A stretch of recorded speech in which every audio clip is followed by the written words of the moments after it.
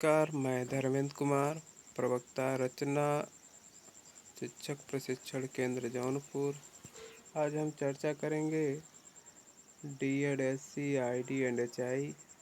Semester 4 का यह common paper है। Paper number 11। पेपर का नाम है inclusive education for children with disabilities, अर्थात दिव्यांगजन बच्चों के लिए समावेशी शिक्षा।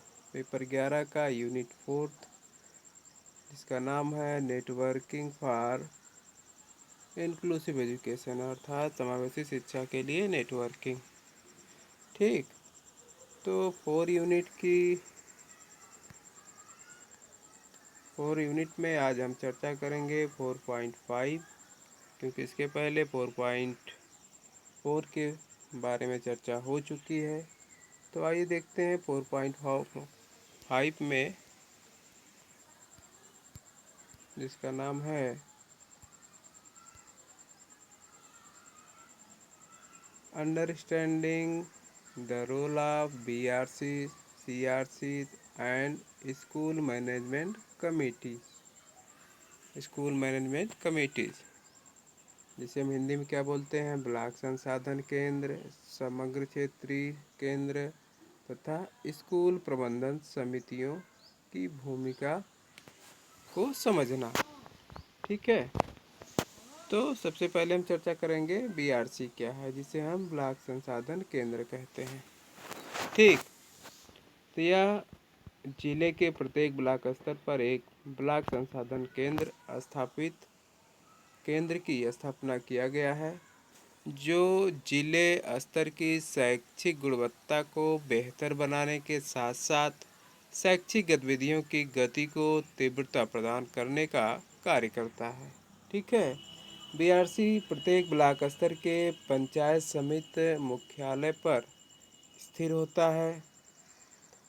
इसके प्रमुख ब्लॉक शिक्षा अधिकारी एवं पदेन कौन होता है? इसका प्रमुख ब्लॉक शिक्षा अधिकारी एवं पदेन ब्लॉक संसाधन या संदर्भ केंद्र प्रभारी होते हैं, जो ब्लॉक क्षेत्र में SSC तथा रमसा तथा समावेशी शिक्षा के सहमत कार्यक्रमों का पर्यवेक्षण, संचालन, मार्गदर्शन तथा संसाधन आदि कार्यों को करते हैं। ठीक है, इसके अंतर्गत निःशुल्क एवं अनिवार्य शिक्षा के कार्यक्रमों को पूर्ण रूप से प्रभावी बनाया जा रहा है। ठीक है, तो ब्लॉक संसाधन केंद्र जो होता है वह प्रत्येक ब्लॉक स्तर पर होता है। ठीक है, इसके और इसका जो पदेन होता है या इसका मुख्य अधिकारी कौन होता है? ब्लॉक शिक्षा अधिकारी या पदेन ब्लॉक संसाधन या संदर्भ केंद्रित प्रभारी होते हैं। अर्थात यह ब्लॉक के किस केंद्र के क्षेत्र के अंतर्गत आता है? SSC, जिसे आप सर्व शिक्षा अभियान तथा राष्ट्रीय माध्यमिक शिक्षा अभियान के अंतर्गत एवं समावेशी शिक्षा के समस्त कार्यक्रमों के अंतर्गत आता है। ठीक है, अब BRC के कुछ कार्य भी हैं जिसके बारे में चर्चा करेंगे। तो देखते हैं BRC के कार्य क्या है। तो इसके अंतर्गत पहला है सुनियोजन या योजना बनाना, दूसरा है योजना कार्यक्रमों का क्रियान्वयन, तीसरा है प्रबंधन, चौथा है मूल्यांकन एवं विश्लेषण, पांचवा है विलेखीकरण, अब छठा है संसाधनों का चुनाव। अब इसके बारे में हम विस्तृत रूप से चर्चा करेंगे। ठीक है, तो पहला क्या है? योजना बनाना या सुनियोजन या योजना बनाना। ठीक, अब इसके अंतर्गत क्या होता है? इसके अंतर्गत भी कुछ प्रमुख पॉइंट आते हैं या निम्नलिखित पॉइंट आती हैं। पहला है शिक्षकों के प्रशिक्षण हेतु योजना बनाना, अर्थात शिक्षकों को प्रशिक्षण हेतु क्या करता है? योजना बनाता है। किनको कैसे किस प्रकार से प्रशिक्षण दिया जाए ब्लॉक स्तर पर है। तो इसके अंतर्गत क्या किया जाता है? शिक्षकों को प्रशिक्षण देने हेतु योजना बनाई जाती है, जिससे ऐसे शिक्षक जो जो नई नई योजनाएं आती हैं, ऐसे बच्चों या दिव्यांग बच्चों के लिए जो नई नई योजनाएं आती हैं, उनको कैसे, उनके लिए क्या क्या संसाधन है, उस क्षेत्र में क्या होता है, शिक्षकों को प्रशिक्षण दिया जाता है। ठीक है। दूसरा है विद्यालय के भौतिक वातावरण का हेतु योजना बनाना। अर्थात विद्यालय के भौतिक वातावरण से तात्पर्य है कि विद्यालय किस तरह से होना चाहिए, अर्थात जहाँ पर समावेशी शिक्षा चलाई जा रही है, लागू की गई है या चल रही है, वहाँ पर किस तरह के विद्यालय का भौतिक वातावरण होना चाहिए। वहाँ पर ऐसे बच्चे जो दिव्यांग बच्चे हैं उनको आने जाने की सही तरीके से सुविधा, या वहाँ पर सड़क है या खड़ंजा है या ऊंच नीच रास्ता है, किस तरह का वहाँ का भौतिक वातावरण है ना, जिससे ऐसे बच्चे जो दिव्यांग बच्चे हैं, जो फिजिकली रूप से प्रॉब्लम वाले बच्चे हैं, वह सही तरीके से ट्राईसाइकिल या बैसाखी के माध्यम से वहाँ पर सही तरीके से जा सकें।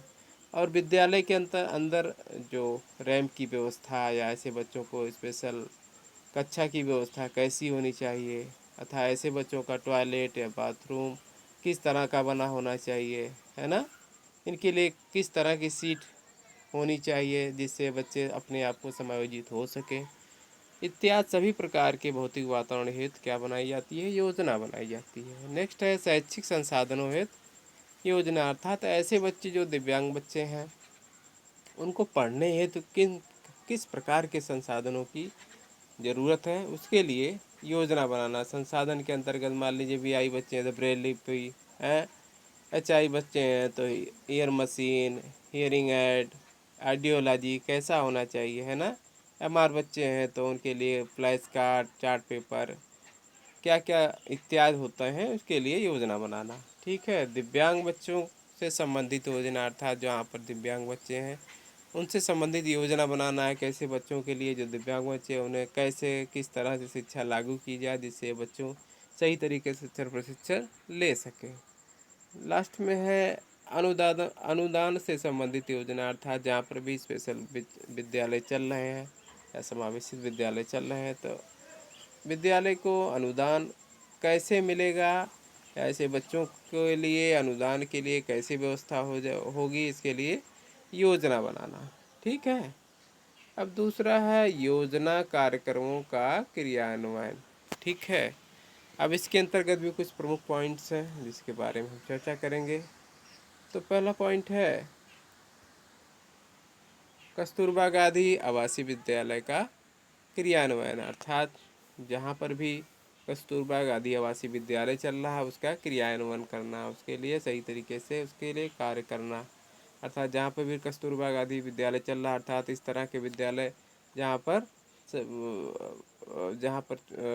विद्यार्थियों को, है ना, उनको पढ़ने के लिए आवासीय सुविधा है कि नहीं, सही तरीके से वहाँ पर आवासीय विद्यालय का मतलब होता है जहाँ पर बच्चे रहकर शिक्षण प्रशिक्षण लेते हैं या ग्रहण करते हैं, उनके लिए क्या करना है, क्रियान्वयन करना है। ठीक है। दूसरा है समावेशी शिक्षा कार्यक्रमों का क्रियान्वयन करना। अर्थात जहाँ पर भी समावेशी शिक्षा चल रहा है, ऐसे कार्यक्रम चल रहे हैं, उसका क्रियान्वयन करना है। ठीक है। नेक्स्ट है उपचारात्मक शिक्षण हेतु कार्यक्रमों का क्रियान्वयन। नेक्स्ट है शिक्षकों के प्रशिक्षण कार्यक्रमों का क्रियान्वयन। शिक्षकों के प्रशिक्षण कार्यक्रमों का क्रियान्वयन। नेक्स्ट है ना नेक्स्ट है नामांकित या ड्रॉप आउट बच्चों हेतु तिमाही या छमाही आवासीय ब्रिज कोर्स संचालित करना। ठीक है। नेक्स्ट है विशेष बच्चों से संबंधित पाठ्य या सह पाठ्यक्रम का क्रियान्वयन करना। अर्थात ऐसे बच्चे जो स्पेशल हैं उनके लिए पाठ्यक्रम या सह पाठ्यक्रम कार्यक्रमों का क्रियान्वयन करना। अर्थात उन्हें किस प्रकार के पाठ्यक्रम निर्धारित करना है, पाठ्यक्रम होना चाहिए, सह पाठ्यक्रम होना चाहिए, इस प्रकार के पाठ्यक्रमों का क्रियान्वयन करना। ठीक है। अब है नेक्स्ट जो तीसरा है कार्य वह है प्रबंधन। ठीक है। प्रबंधन पर्यवेक्षण कर्मचारियों की नियुक्ति। अर्थात प्रबंधन के अंतर्गत भी कुछ प्रमुख पॉइंट हैं। वह पहला है पर्यवेक्षण कर्मचारियों की नियुक्ति। नेक्स्ट है विद्यालय के भौतिक संसाधन। नेक्स्ट है स्कूल अनुदान या मरम्मत अनुदान, है ना, अर्थात स्कूल के लिए अनुदान प्राप्त करवाना तथा मरम्मत अनुदान अर्थात जहाँ पर भी विद्यालय के लिए क्या ज़रूरत है, क्या कमियां हैं, उनको पूरा करने के लिए, उनकी मरम्मत के लिए अनुदान प्राप्त करवाना। ठीक है। नेक्स्ट है विद्यालय में शिक्षक व शैक्षिक संसाधन का प्रबंधन, है ना। अब इसके अंतर्गत जो नेक्स्ट कार्य है वह है मूल्यांकन एवं विश्लेषण। मूल्यांकन एवं विश्लेषण, इसके अंतर्गत भी कुछ प्रमुख पॉइंट्स हैं। पहला है शिक्षकों की गतिविधियों का मूल्यांकन और विश्लेषण करना। नेक्स्ट है शैक्षिक गतिविधियों का मूल्यांकन एवं विश्लेषण करना। नेक्स्ट है योजनाओं का मूल्यांकन एवं विश्लेषण, जैसे एसएसए, इंक्लूसिव एजुकेशन इत्यादि। और नेक्स्ट है योजनाओं संसाधनों या मानव संसाधनों का मूल्यांकन और विश्लेषण करना। ठीक है। अब जो नेक्स्ट कार्य है वह है अभिलेखीकरण। अभिलेखीकरण के अंतर्गत भी निम्नलिखित कार्य आते हैं। पहला है विद्यालयों का डाइस प्रपत्र भरवाना। नेक्स्ट है विद्यालयों की प्रगति रिपोर्ट का अभिलेख। अगला है संसाधनों का अभिलेख या मानव संसाधन या संसाधन। ठीक है। लास्ट में है दिव्यांग बच्चे या व्यक्तियों का अभिलेख। ठीक। अब इसके बाद नेक्स्ट जो कार्य आता है संसाधनों का चुनाव। ठीक है, संसाधनों का चुनाव। अब इसके अंतर्गत भी प्रमुख कार्य हैं, निम्नलिखित कार्य हैं। पहला है वर्तमान स्थिति के अनुसार भौतिक संसाधनों का चुनाव करना। नेक्स्ट है विषय अनुसार कुशल शिक्षकों का चुनाव करना। अर्थात विषय अनुसार कुशल शिक्षकों का चुनाव का मतलब होता है कि मान लीजिए जहाँ पर एचआई बच्चे हैं तो एचआई से संबंधित जो शिक्षक होगा, जो शिक्षा प्रशिक्षण लिया होगा वो शिक्षक होना चाहिए। या वीआई जो बच्चे हैं, वीआई से संबंधित किन प्रकार के बच्चों की जरूरत, शिक्षक की जरूरत होगी, जो वीआई के क्षेत्र में डीएड या बीएड किया होगा, है ना। इसी प्रकार से एमआर बच्चों को पढ़ाने के लिए जो एमआर क्षेत्र में, स्पेशल क्षेत्र में जो डीएड बीएड या एमएड किया होगा, उस प्रकार के शिक्षकों का चुनाव करना है। अर्थात जिस प्रकार की विकलांगता है उस क्षेत्र में अलग अलग विषय या अलग अलग क्षेत्र में ऐसे बच्चों के पढ़ाने के लिए शिक्षकों को चुनाव करना। या मान लीजिए जहाँ पर नॉर्मल बच्चे हैं, मान लीजिए जैसे जहाँ पर नॉर्मल बच्चे होते हैं, नॉर्मल बच्चों के लिए जैसे विषय अंग्रेजी के लिए अलग टीचर, गणित के लिए अलग टीचर, हिंदी के लिए अलग टीचर, तो इस प्रकार के टीचरों का चुनाव करना है। ठीक है। नेक्स्ट है अनुकूलित उपकरण व यंत्र का चुनाव। अर्थात अनुकूलित उपकरण का मतलब ऐसा उपकरण जो बच्चों के अनुसार, उनके अनुकूलन के अनुसार, उनके आवश्यकता के अनुसार उन्हें क्या करना है, उपकरण या यंत्र का चुनाव करना है। ठीक। नेक्स्ट है पठन पाठन एवं स्थानीय रूप से उपलब्ध न्यूनतम लागत वाले शिक्षण अधिगम सामग्री का निर्माण एवं चुनाव करना। अर्थात पठन पाठन हेतु ऐसा पठन पाठन मतलब जो कराया जा रहा है उसके लिए क्या करना, स्थानीय रूप से, मतलब उन्हें स्थानीय रूप से लोकल में उन्हें क्या मिलना चाहिए, स्थानीय रूप से उन्हें उपलब्ध होना चाहिए। किस प्रकार का लागत वाला, जो न्यूनतम लागत वाला, मतलब कम से कम लागत वाले टीएलएम्स होना चाहिए। शिक्षण अधिगम का निर्माण एवं चुनाव किया जाना चाहिए। ठीक है। तो ये हो गया बीआरसी क्या है, बीआरसी के कार्य क्या है। अब हम नेक्स्ट पढ़ते हैं सीआरसी क्या है, जिसे हम कंपोजिट रीजनल सेंटर बोलते हैं, जिसको हिंदी में समग्र क्षेत्रीय केंद्र कहा जाता है। ठीक है। तो समग्र क्षेत्रीय केंद्र क्या है, इसके बारे में चर्चा करते हैं। सामाजिक न्याय एवं अधिकारिता मंत्रालय भारत सरकार के द्वारा समग्र क्षेत्रीय केंद्र की स्थापना एक सेवा संस्थान के रूप में की गई है। जिसके अंतर्गत विशेष बच्चों या व्यक्तियों की विभिन्न समस्याओं से संबंधित कार्यक्रमों का संचालन किया जाता है, जहां पर विशेषज्ञों द्वारा प्रत्येक समस्या से संबंधित स्क्रीनिंग, रोकथाम रोकथाम, पहचान, हस्तक्षेप, मार्गदर्शन आदि समाधान तथा आवश्यक उपकरण प्रदान किए जाते हैं, जिससे समावेशी शिक्षा को क्या मिलता है, बढ़ावा मिलता है। सीआरसी प्रशिक्षण कार्यक्रम जनशक्ति विकास अनुसंधान के लिए आवश्यक बुनियादी ढांचा तैयार करना, विकलांग व्यक्तियों को सेवाएं प्रदान करना आदि कार्य करता है। ठीक है, यह मुख्य रूप से वीआई अर्थात विजुअल इम्पेयरमेंट के लिए राष्ट्रीय संस्थान के आउटरीच केंद्र के रूप में कार्य करता है। ठीक है, अब सीआरसी के कार्य क्या है इसके बारे में हम चर्चा करेंगे। तो सीआरसी के कार्य के अंतर्गत देखते हैं, पहला है दिव्यांग लोगों के पुनर्वास और विशेष शिक्षा के लिए कार्य करना। ठीक, नेक्स्ट है सीबीआर के सिद्धांतों। सीबीआर के सिद्धांतों का पालन करते हुए उपयुक्त चिकित्सा, शिक्षा और रोजगार सेवाओं के साथ संबंध स्थापित करना और ग्रामीण क्षेत्रों में सेवाएं प्रदान करना। नेक्स्ट है स्वयं सहायता समूहों, अभिभावक समूहों और स्वैच्छिक संगठनों को प्रोत्साहित करना। नेक्स्ट है व्यावसायिक कार्यकर्ता द्वारा ग्रामीण स्तर के श्रमिकों, सरकारी गैर सरकारी क्षेत्रों के व्यक्तियों और दिव्यांग व्यक्तियों को सेवाएं प्रदान करने के लिए आवश्यक कार्य में प्रशिक्षण देकर मानव संसाधन विकास का कार्य करना।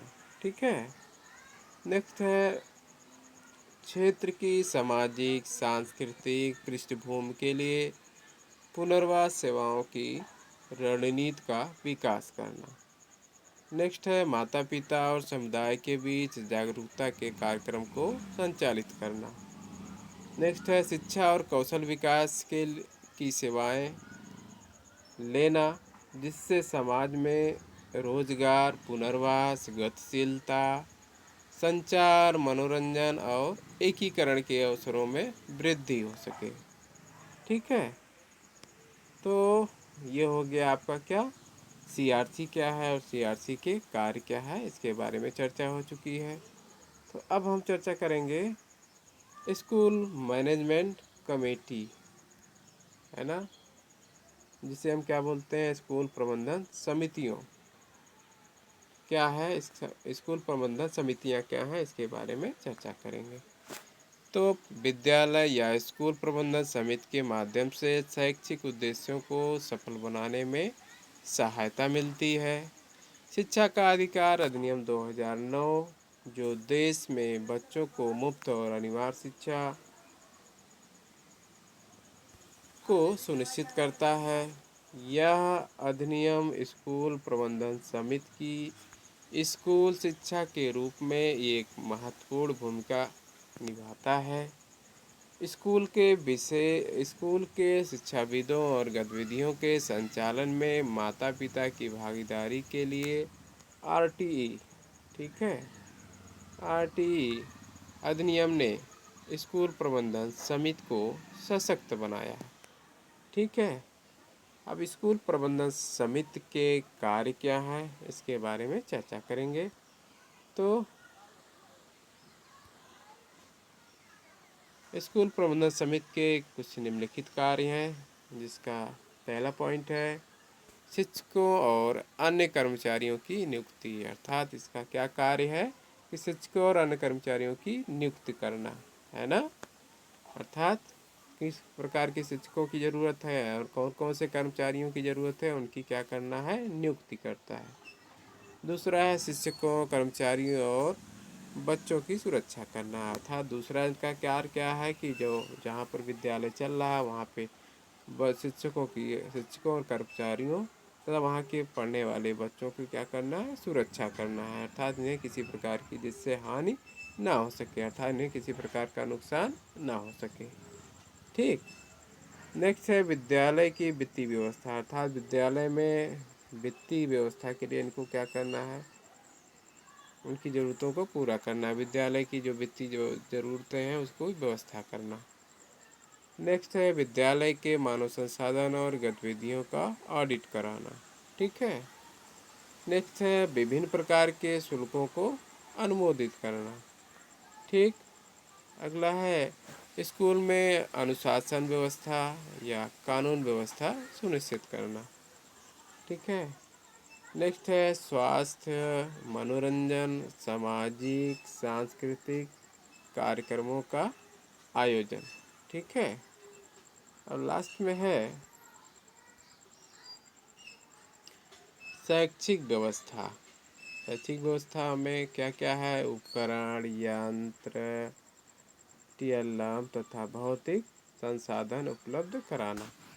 अर्थात स्कूल प्रबंधन समिति का जो लास्ट प्रबंधन है वह क्या है, शैक्षिक व्यवस्था। शैक्षिक व्यवस्था के अंतर्गत कौन कौन से उपकरण लगेंगे, है ना, कौन कौन से यंत्र लगेंगे, अतः ऐसे बच्चों को जो दिव्यांग बच्चे उनको पढ़ाने के लिए किस प्रकार का टीएलएम अर्थात शिक्षण एवं सामग्री कौन कौन सी लगेंगी उसकी व्यवस्था करना। भौतिक संसाधन अर्थात वहाँ पर किस प्रकार के भौतिक संसाधनों की ज़रूरत होगी उसको उपलब्ध कराना। या किसके कार्य हैं, स्कूल प्रबंधन समिति के। ठीक है। तो आज की टॉपिक यही समाप्त होती है। तो इस टॉपिक को आप लोग 1 से 2 बार 3 बार पढ़ लें, जिससे जिससे मैं आप लोग को एक क्वेश्चन दूंगा जिसका आंसर आप सही तरीके से दे सकेंगे। तो पहला क्वेश्चन नोट करिए। यहाँ पर हम आप लोग को 3 क्वेश्चन दे रहे हैं जिसका आंसर आप असाइनमेंट के तहत लिख कर भेज सकते हैं। तो पहला क्वेश्चन है ब्लॉक संसाधन केंद्र अर्थात बीआरसी क्या है तथा उसके कार्य क्या है, चर्चा कीजिए। दूसरा है समग्र क्षेत्रीय केंद्र जिसे हम सीआरसी बोलते हैं, क्या है तथा तथा इसके कार्य क्या है, उसके कार्य क्या है, चर्चा कीजिए। नेक्स्ट है तीसरा क्वेश्चन, स्कूल प्रबंधन समिति क्या है तथा उसके कार्य क्या है, चर्चा कीजिए। ठीक है। तो आप लोग इस क्वेश्चन का आंसर आप असाइनमेंट तक के तहत लिख कर भेज सकते हैं। तो आप असाइनमेंट जिस ग्रुप में आप लोग को वीडियो भेजा जा रहा है उस ग्रुप में आप ये वीडियो भेज सकते हैं जिसका आपका मूल्यांकन किया जा सके। तो आज का टॉपिक यहीं समाप्त होता है। नेक्स्ट हम फिर नए टॉपिक के साथ फिर मिलेंगे। तब तक के लिए धन्यवाद।